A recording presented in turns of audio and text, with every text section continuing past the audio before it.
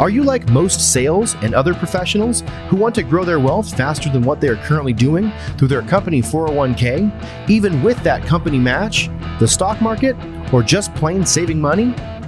Would you sleep better at night if you had the financial freedom to be job optional in just 3 to 5 years through investing in real assets? Maybe you don't want to stop working, but wouldn't it be cool if you could retire a decade earlier than most? And do the traveling you and your family have planned for years while you're still young and can enjoy it? Let's face it, most busy professionals don't have the time or desire to take on more work outside of their W-2 to grow their wealth. On The Wealth Flow, each week we share the stories, the investments, and take a deep dive into the various asset classes that can deliver that accelerated growth to your portfolio passively. That's right, no extra work for you. Instead, we'll put your money to work. Learn what the 95% aren't talking about and join the top 5% of earners today on The Wealth Flow.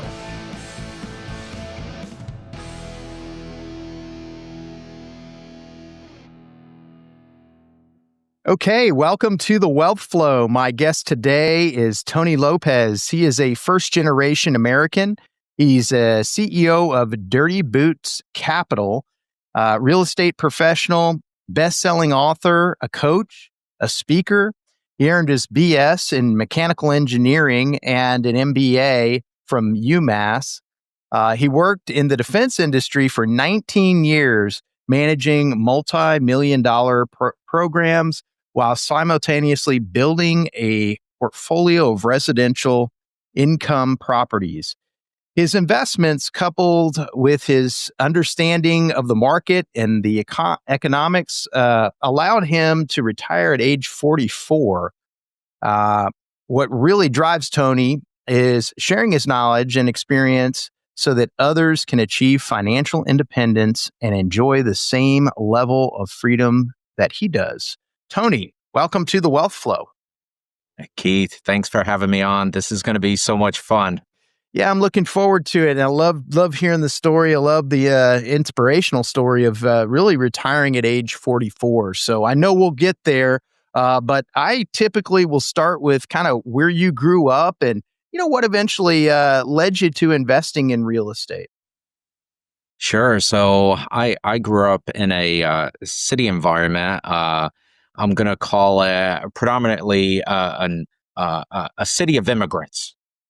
Because my parents were immigrants. They moved to this country. I wasn't born yet, but like most immigrants, they moved to a city, to a location where they had some familiarity with their culture back home, right?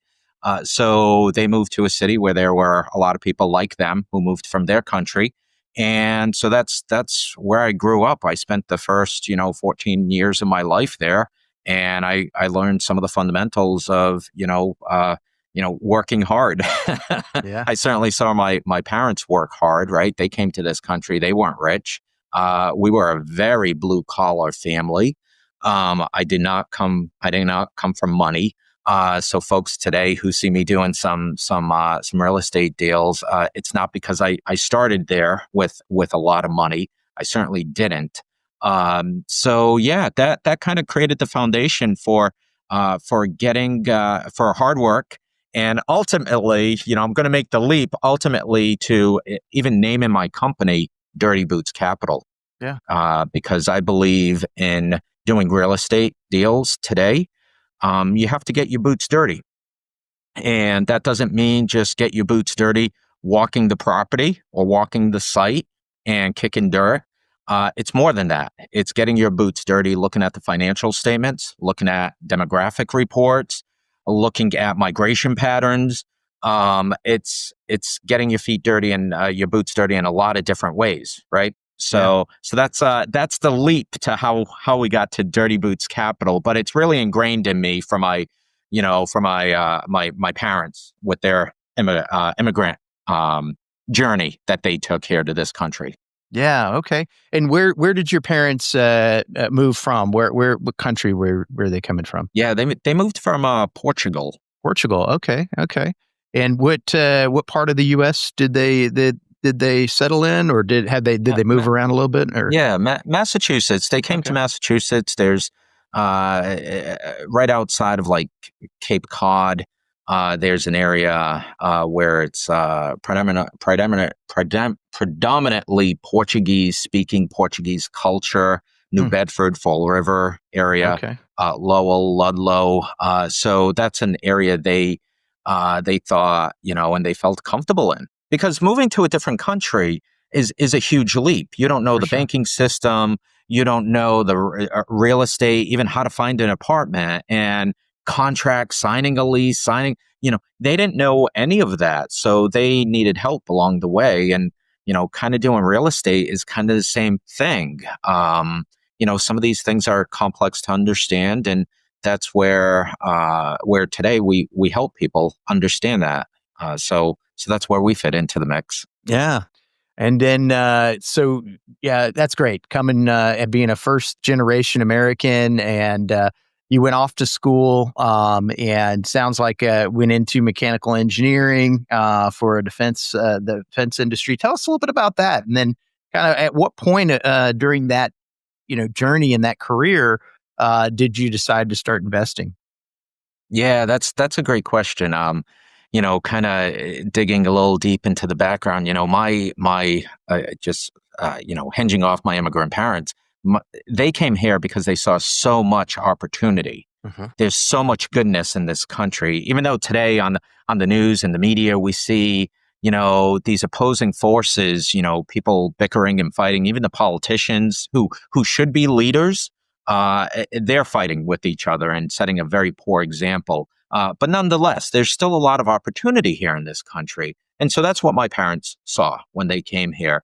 And so their mantra to their kids was, go to school, get a good education, you'll get a good job, and you'll be set for the rest of your life.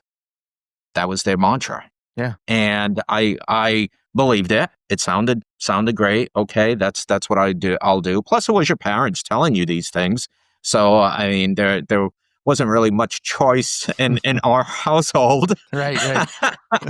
It was like, okay, this is what you're going to do, which was okay. It served me well for sure to get that education and then go off to work. But about 4 years into my job, I got laid off. And nowhere in the mantra that my parents laid down was and then you get laid off. Yeah. That wasn't part of it, right? It was a surprise to me. And it really was an awakening. That was my catalyst, I would say, to really start doing something different. And so I wasn't financially independent at that point, not at all. I had owned a condo, which was a great move at the time that I'd purchased that condo. So that's where I was living. I had gained some equity, but I wasn't financially independent. I had to find another job, which was okay. So I did that. But shortly thereafter, I said, I need to create another stream of income for myself. And I had done some amount of rental property management with my father. He was smart enough to purchase some rental property. So I was the one who had to go collect rent sometimes, or go, paint the unit or whatever it was. So I had some familiarity, so it wasn't so foreign to me. But I had certainly, this was the first deal that I would be doing solo. So shortly after getting my feet back, on the ground with another W-2 paying job, I saved up some money. I took out a home equity line of credit against my condo, and I purchased my first 4-family building.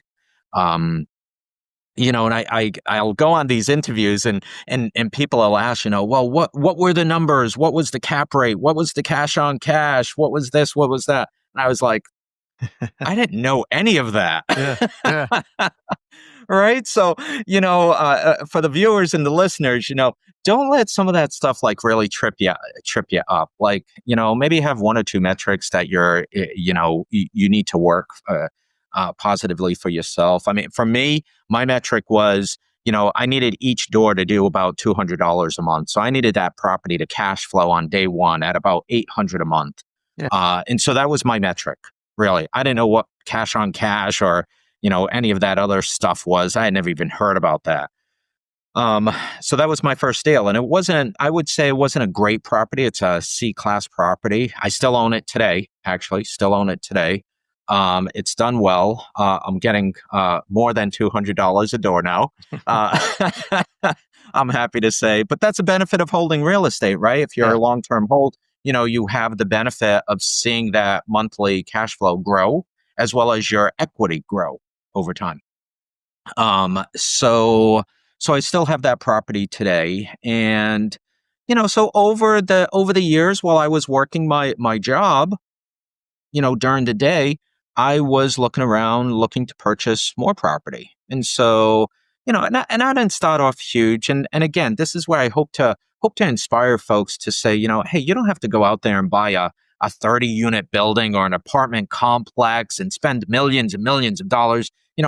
Keep it simple, right? I mean, I was out there, I bought a duplex, I bought a 3-unit building, I bought, I don't know, a 5-unit building, right? So I bought, these small buildings. I didn't get, really big until I would say just recently.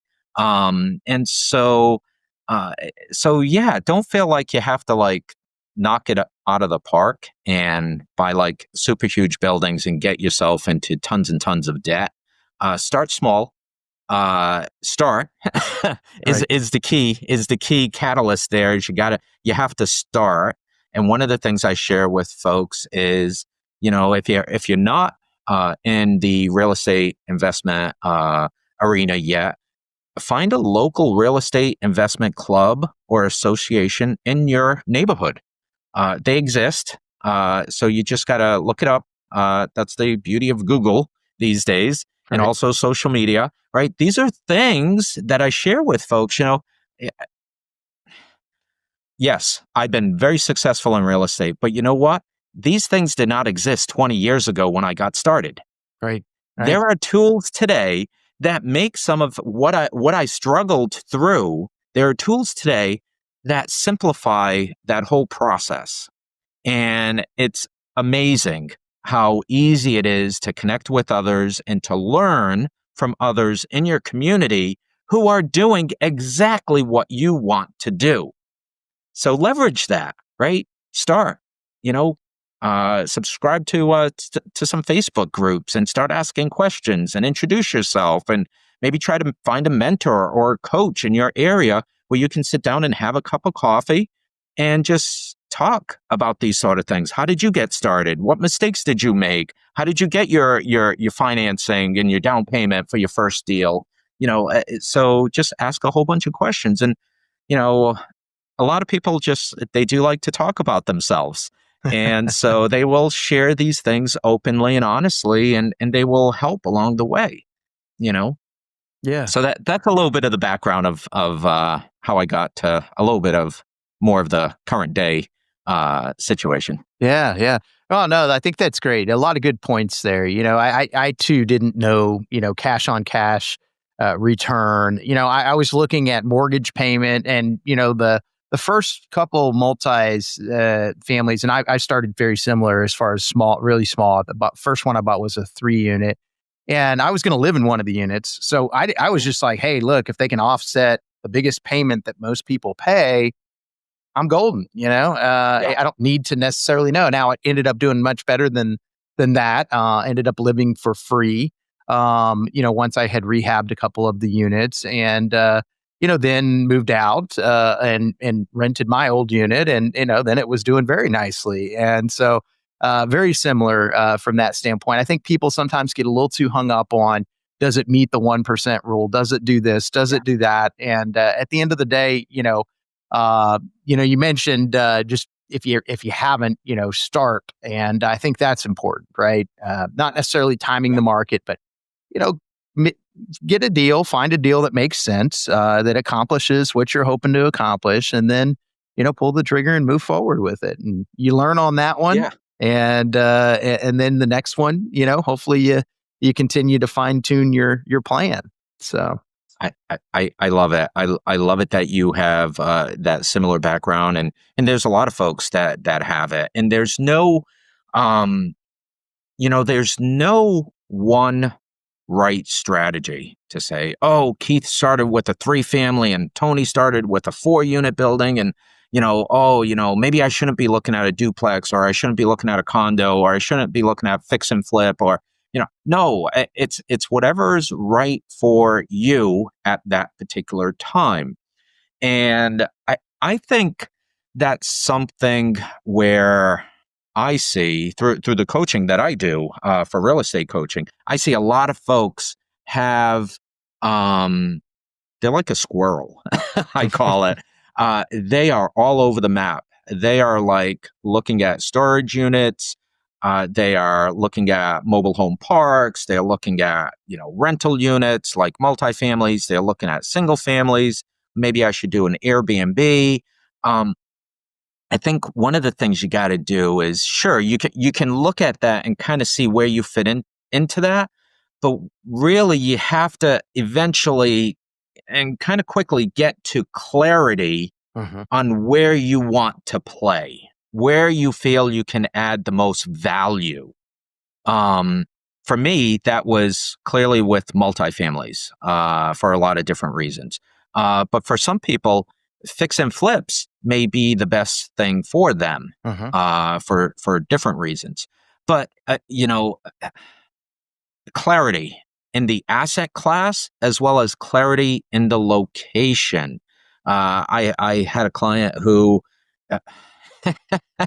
he would drive me crazy. He'd be looking in, the Northeast. He'd be looking in the South. He'd be looking in North Carolina. He's looking in Texas.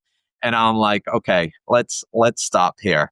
Let's understand, what market is going to work best for you. And so I think achieving clarity is also good for beginner investors. To be able to have some success. I agree. I think that makes, and I've been guilty of it certainly as well.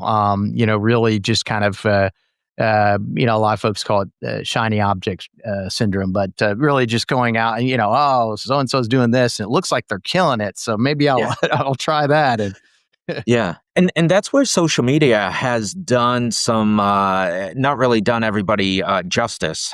They've done some harm through social media because there's some posts that come out that make real estate look like it's Lambos and to the moon, right, with every deal. And it's not like that. There's struggles along the way, and that's okay, because with these struggles, there's learning that happens. You learn more from your mistakes than you do from your successes, right? We've all heard that. Yeah. And so that sticks with you. And as I share, now that we're doing syndications, we're doing bigger deals, you ask much more sophisticated questions, having already, you have those battle scars that travel with you. So you're going to ask much more sophisticated questions when you go forward, when you start doing bigger and bigger deals. Yeah, exactly. And I think that it actually kind of, justifies why starting with smaller stuff also isn't the worst way to start. When you start getting into bigger deals, the mistakes can be compounded because, it's just a larger transaction. When things go wrong, oftentimes it's, just at a larger scale. So with your properties, Tony, where all did you geographically, were these all within, hey, I could drive down the street to this one? Did you manage them? How did you handle the portfolio as you were building it? Yeah, that's a good question. So all my original properties are all in one geographic area that I first started out with, because I was doing self-managing of my own properties. Okay. And that's partly good and partly bad. I'll share. It was good from the standpoint that I was in the trenches. I was getting my boots dirty, learning how to, work with contractors, make sure those contracts were robust, work with my tenants, really see some of the issues kind of day to day, week to week, month to month with how tenants sometimes treat your property and how to avoid those types of issues. So I really got, with my own personal properties, like a really good education by having them close by to me so that I could self-manage. The opposite side of that coin is I did self-management far too long. And I share with folks today. So that was one of my failures, so to speak, is I did that for too long. I was doing the job of a handyman that I could have hired out at, $30 an hour. I was doing that work when the value of really what I do and being able to see the deal and bring deals forward. I mean, you can imagine the value of an hour of my time is much, much, much more than $30 an hour. For sure. So I spent too much time doing that $30 an hour work. Around my own properties rather than really, I'll call it scaling the business. However, I didn't at that time. I wasn't looking at it as scaling the business. But it is something to keep in mind today. I think it's also today, it isn't like it was 20 years ago. Today, people are much more litigious. And society has just changed a bit since I started 20 years ago. And you got to be careful on how you do things. I use the example. I could very easily go to any one of my properties and fix a handrail that may be loose on some stairs. I can do that. But if somebody is to fall on that set of stairs and maybe the handrail came down or was part of the problem, whatever it was, now I can be held personally accountable, liable for that injury of my tenant, right? Whereas had I hired it out, it would have fallen on the company that came to make that repair versus me personally. Yeah. So that's a huge risk that I take on should I go there and do some work. So today, not just from the standpoint of I don't have the time and even sometimes the energy to do some of that work. I don't want to take on that risk. Yeah. And that's something that I coach people on and say, I understand sometimes you have to do it to get a property up and running and do a certain amount of that work. Maybe do your own turns, maybe do, mow the lawn, right? Do some of those low risk things. Some of the other stuff like plumbing and electrical and things where you need a contractor's license. Yeah. Think about hiring those things out so you don't bear that risk if something goes wrong. Yeah, I completely agree on that. And, I started with doing a lot of my own stuff as well. And, or even, one of the things that I've learned along the way as well is just, sometimes you go with the cheapest, electrician. We have had years ago, but had where, somebody doesn't pull permits. They just, because it's going to be less expensive if we do it that way. And, those are all huge risk hurdles that, luckily things worked out. But there were times when we found out that, gosh, the work, when we started using people that were licensed that, were pulling permits, they were like, yeah, this is not done right. You guys didn't even use the right wires, this kind of stuff. And it's like, oh, that could have been a real big problem. And that's the benefit of, people having a conversation with you, Keith, to be able to say, what are your lessons learned and how should I do this today, right? Because you have years and years of experience that you can condense down into an hour's worth of a conversation over coffee to be able to bring that person along without experiencing that heartburn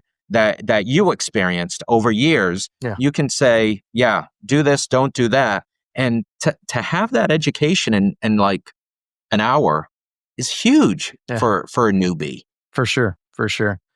Yeah. So, and then Tony, I guess, as you were buying the multifamilies, starting with that initial one, and then How large of a portfolio were you did you build up, and have you still held on to those? And then I want to hear kind of where and how you took the leap from that to larger apartment buildings and syndications. Sure. Um, so I had So for the majority, I'm a buy and hold investor. Okay. There's such a great future ahead of us, and we can talk more about where the future is headed with multifamilies. But I am such a huge fan of a buy and hold strategy. There were some that I did 1031 exchanges on because every once in a while you got to analyze your portfolio and see where there's opportunity. And so I'll give an example. I had a property that was a 3-unit property. Um, there was really no upward opportunity, not much in rents. I couldn't expand. It was what it was. I really couldn't do much to increase my cash flow or my equity in that property. So I decided to sell it in 1031 exchange, and I was making probably honestly, I was probably making $1,000 a month on that property, which is great for a triple decker, 3-family. Yeah. $1,000 a month at that time, it was great cash flow. But I said, I got to do something better. I got to do something more. So I 1031 exchanged it into a new property, which was a 5-unit property. Beautiful country setting. The previous one was more of like in a city environment. So it was kind of like a little harder to rent. This one's in a country environment at the end of a dead end street on an acre and a half of land. Beautiful property, trees, nature, 5 units. Plus, it sits on an acre and a half. Now, I've taken a stab at a couple of times over going to the planning board to increase the number of units, increase the density, what we call density, the number of units on that parcel of land. They haven't approved it yet, but there will be a day where they will have to approve it. Yeah. Yeah. And that's okay. I'm not going anywhere. And that's the value in that property. Right? That's the value. That's the thing that's going to continue to grow my equity. Now, that property, when I purchased it, I saw that it had upward, potential in the rents and in the property, fixing up some things. I purchased that property. It probably had, I'm trying to remember, I was probably getting slightly over 1,000. I might have been getting 1,500 a month in cash flow. Yeah. By the time I took the time to get some new tenants in, have some turnover, do some remodeling to some of the apartments. I mean, that apartment, that building, that 5-unit now cash flows like thousands of dollars every month. It's just a cash cow. And that's the thing, that I also share with folks through the coaching that we do is to say, not everything happens on day one. It's something you want to have cash flowing to some degree on day one. Maybe it's, a couple $100, maybe it's $500, but it's what's the opportunity in the future? Can you do things such that you can take that 500 a month and make it into 15 or 2,000 a month? Yeah. Right? It doesn't all happen on day one. These things sometimes take a little bit of time. Investing in real estate, as I say, is a marathon. It's not a sprint. Yeah. Unless you're doing a fix and flip, then it is a sprint. True. It's definitely a sprint for fix and flip. So I've done fix and flips, and that's a lot of fun too. But for as far as creating cash flow for yourself through multifamilies, it really is a marathon. So that was one thing that I had done. But for the most part, I'm a buy and hold. I still have my small little, quad and my duplex and some of these things. And some of the things I have trouble parting with because they're cash flowing so well today that it's like, well, I don't want to give it up. Right? I don't want to sell my duplex because, man, it's cash flowing like so nice. I don't want to dump it. But so I still have those properties as part of the buy and hold strategy. I have, prior to like leaving the workforce, like what I call my retirement from corporate America at 44, I had about 30 apartments, Okay. 30 units. Yeah. And it all depends. It all depends on what you buy, where you buy, how much it cash flows. Maybe that could have been done with 20 units. It all depends. But for me, the magic number was 30. Yeah. And so yeah, that's where I was with it.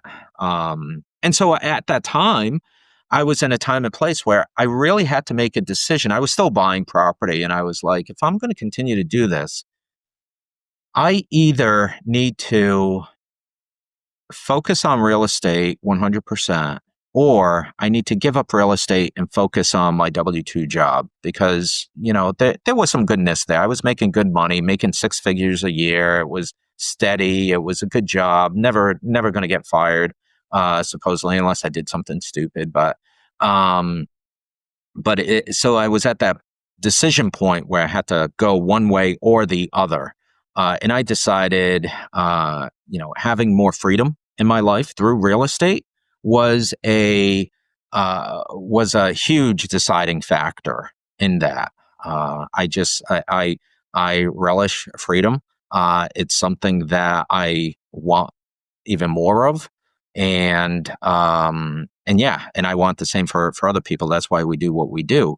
But yeah, that's the catalyst for why I retired from the corporate world, is I had to make that decision. And so from that point of retiring from corporate America, I went on to I really delved deep into the macro space, because I realized a lot of these things with multifamily were hinged on like the macro environment, macroeconomics, what's happening within, the politics, what's happening within the economy, the monetary system, society, a lot of different factors. So I really delved deep into that. And that's where, I ended up writing my first book called Freedom at Risk, to help people understand the different dynamics of what is stealing our freedom, right? Freedom at risk.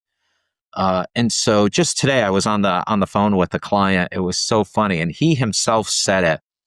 He said, he was talking about society. And I was like, yeah, freedom at risk. It's society that in this case is stealing our freedom. It's not just the politicians, although all too often we want to point fingers and say, it's the politicians. They're the ones that are ruining our freedom and doing all these crazy things. No, it's we, ourselves. Sometimes we do these things to ourselves and freely let our freedoms go, Right. So I wrote the book and broke it down into, these multiple chapters to help folks, how, politicians steal our freedoms, how the education system steals our freedoms. And believe me, I'm big on education, but the education system that's been constructed in the U.S. Is questionable in a lot of areas. So it's really just to help people wrap their mind around that. I think having an education is super important. I don't want folks to get me wrong, but there's a lot of other factors that play into that. So we need to be aware of what they are. And so the education system steals our freedom. Society steals our freedoms. The monetary system steals our freedom. There's a lot of different ways. So we try to help people understand what's going on, right? These things aren't taught in school. Right. Somebody needs to teach us these things, right? And so I spent about 4 years researching and writing that book. It was a labor of love. And so yeah, from there, I realized that we are today in a time and place where we talk a lot about renter nation. And for a lot of folks who are confused about, oh geez, what's going to happen? Are the rates going to go down? Maybe I should wait for the rates to go down before I buy. What's going to happen out there?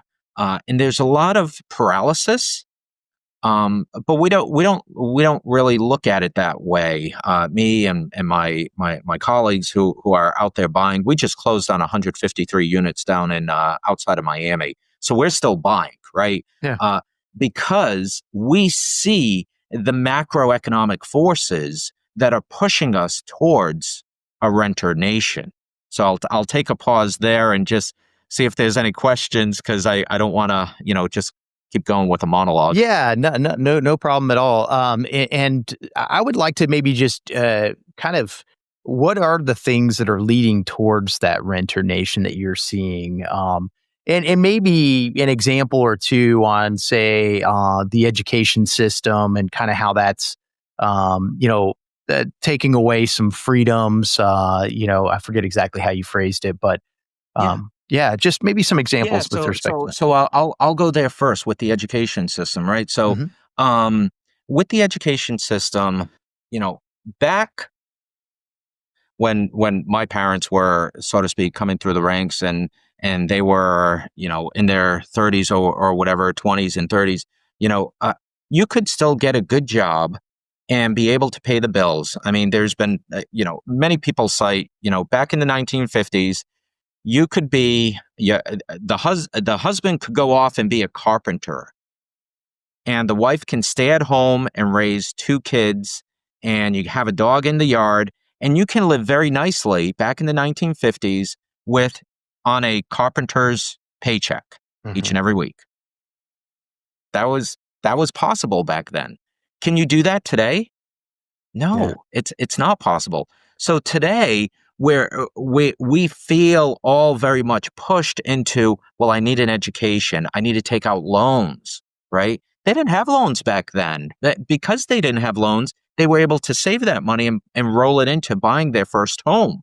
Yeah. And so with that first home, they held it, they lived there for many years, and they experienced appreciation of that home. Whether they stayed there and they bought a home for, back in the 1950s, it was like, I don't know, like $20,000, and that was a nice house back in the Right. 1950s.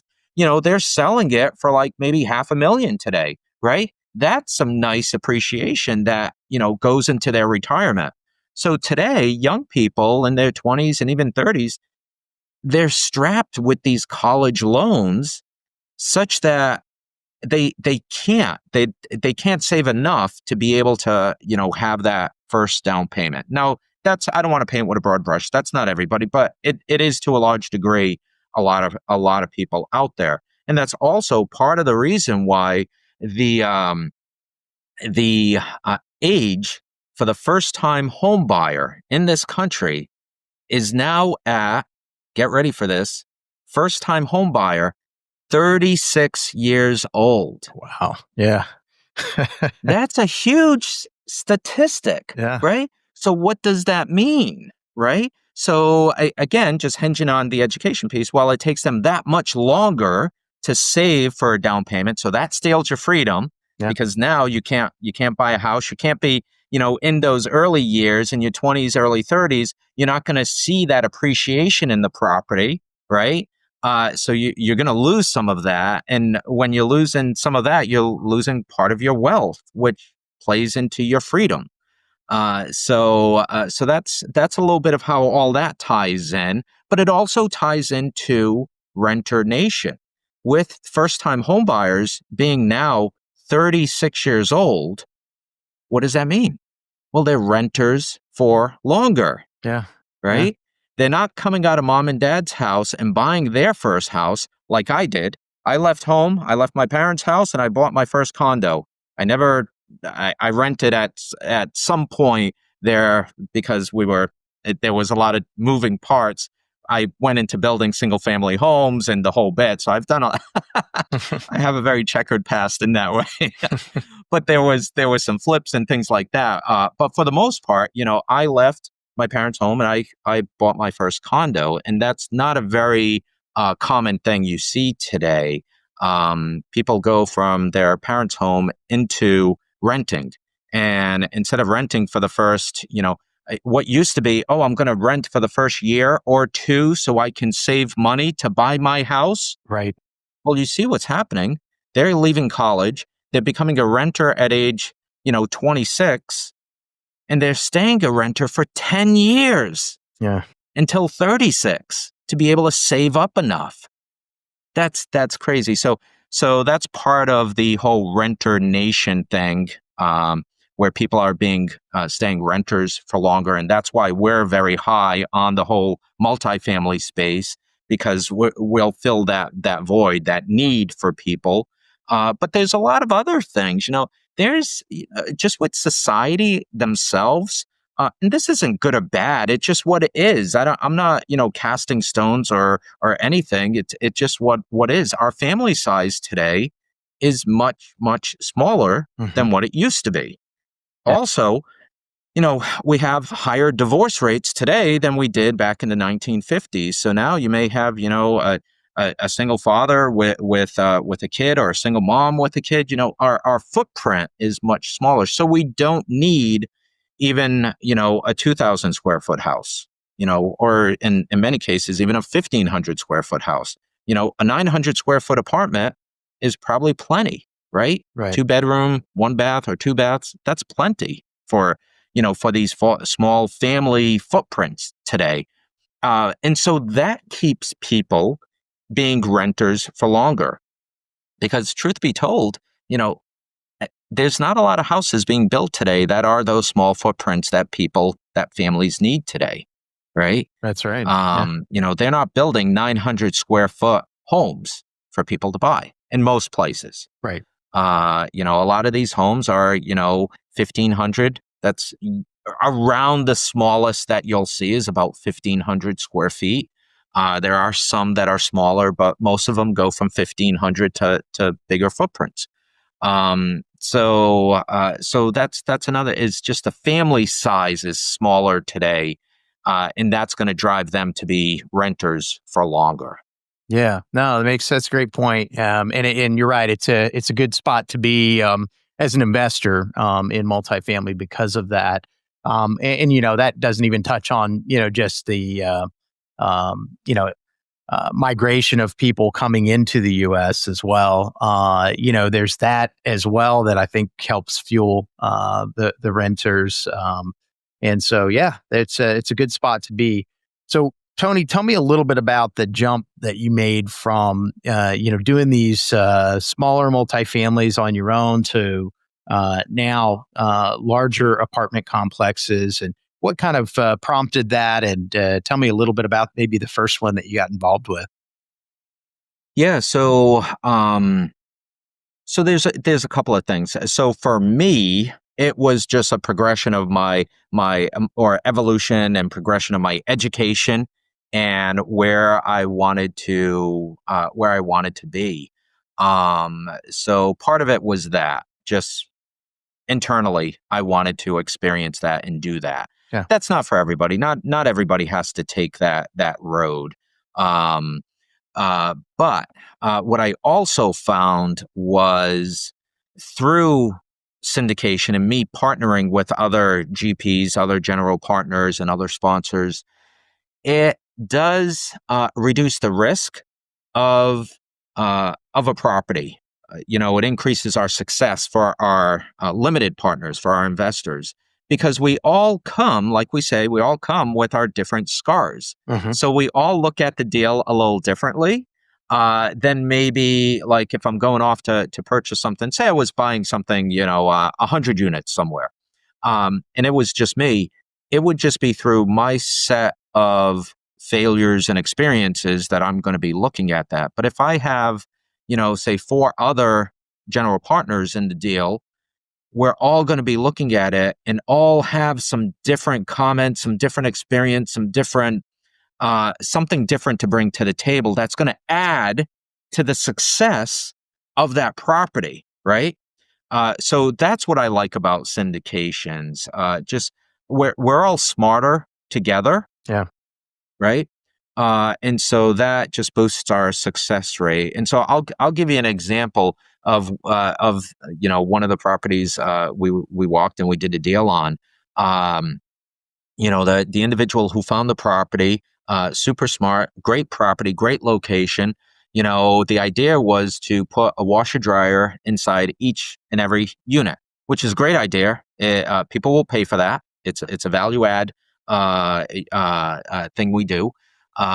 So I went there, boots on the ground, right? Dirty boots. Right. I love looking at properties. And that's really what I bring a lot of the time to the deal, because other people will be bringing money and be able to do great underwriting. Everybody seems to have their own little niche. For me, it's dirty boots. I Yeah. bring a lot of property management experience and that detail to it. And so I'm walking the property. I'm looking at the units, each and every one, and I'm kind of saying, how are we going to get a washer dryer into each of these units? How are we getting water? How are we getting the wastewater out of here? The electrical was less of an issue, but so it's one of those things where it's like, can it be done? Yeah, we'll do it. We'll figure it out. But it wasn't as much of a slam dunk as that individual thought it was. Yeah. Yeah. Because we're all standing in the unit and we're saying, where do we put it? How do we get water? How do we get the wastewater out? Right? How do we vent the dryer? Yeah. Where do we vent the dryer to? Right? So it's those types of experiences. And none of us are kicking each other, right, in the teeth or anything like that. Whether I'm looking at a deal and I'm analyzing the underwriting spreadsheet or something like that, it's just all working to be better together. And so that's why I like syndications, because there's a lot of risk that is taken out by the experience of the partners, and also the experience of the LPs. Again, I go back to, I have some LPs who, man, they ask some really tough questions. Yeah.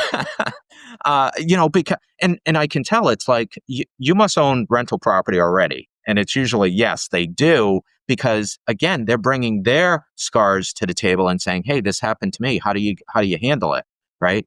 I love that piece of it too. So that's how that all works. Yeah, yeah. No, it makes a lot of sense. It's certainly a team sport, and you're right. Everybody brings a little something to the table. Tony, I know we're running a little long on time, and I want to be respectful of your time. But I've got a couple other questions, but before we go there, maybe if you could tell everybody maybe just a little bit about your coaching, and then how they can find out more about you if they'd like to invest with you.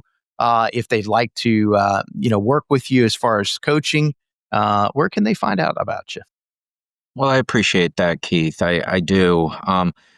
As far as the coaching goes, I do one-on-one coaching. There is no we. I always say we, but it's me. It's you get me, for good or for bad. You get me, and all that I bring, good and bad. But it's one-on-one coaching. I've done and continue to be involved in different coaching groups, different masterminds, different things, different conferences. And I do get a lot from big group settings. But especially for first timers who are going through this alone, it's not just, learning the mechanics of real estate investing. There's also a lot of emotions that can be mixed in there. So I really believe one-on-one is the way to go. And so that's the only way I do it. I don't do any group coaching or anything like that. It's one-on-one. You get me, you'll get my time dedicated. And so I walk folks through 8 modules, start to finish. And the very first thing we do is I do a what I call my real estate personality test. And so they'll take that test. They'll answer a couple of questions, not knowing anything about real estate or really, this is more psychology. And so I'll give you an example. I had a young couple go through it. They took the quiz, and so I'm chatting with them, and initially they were all about the cash flow, which real estate, yeah, we all want cash flow, makes sense. And so that was very strong in our initial conversation. Cash flow, cash flow, cash flow. But then they took the test, and what came out of that following conversation when we're looking at the results of the test, sure, it was cash flow, but more stronger was legacy.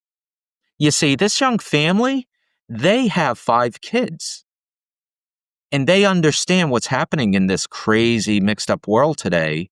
and they want to protect their kids. And so for them, it was more about, we want to learn real estate and how to do it well and have our own experience with it so that we can then teach our kids how to do this. Yeah. So yes, of course they need a cash flow, but the bigger, stronger thing was legacy for them. Yeah. Right. And that's super important to really understand fundamentally, like where you are in all of this. So that's a fun little thing that we do that gets us kicked off and kind of get us down the right path. And then we look at a lot of different things, whether it's, single family, whether it's, fix and flip, whether it's multifamily, small or big multifamily, whether it's syndication, whether it's Airbnb. Heck, it could even be a condo, right? Yeah. I've had young folks who don't have a lot of down payment to invest in a large multifamily. So for them, sometimes a condo makes sense. We got to work through it and really look at things. But so we go through all of that in 8 sessions. We can fast forward it as quickly as they want to. Typically, what works well is 1 session a month, because they walk away with some homework. I'll walk away with some homework specific to their scenario, and so we'll do that homework behind the scenes during the next, during the month, and then the following month we get together again. We walk through another module. We go through some of that homework assignment.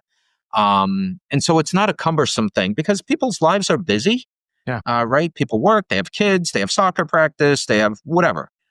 So we don't want it to be cumbersome, but we'll make it to fit whatever somebody's schedule is. If they want to do 1 module a week, God bless them, we can do 1 module a week. It all depends what they have going on. So we're super flexible with that. Cool. But yeah, that's how it works out. Okay. And then where can people reach you with respect to that and also just investing?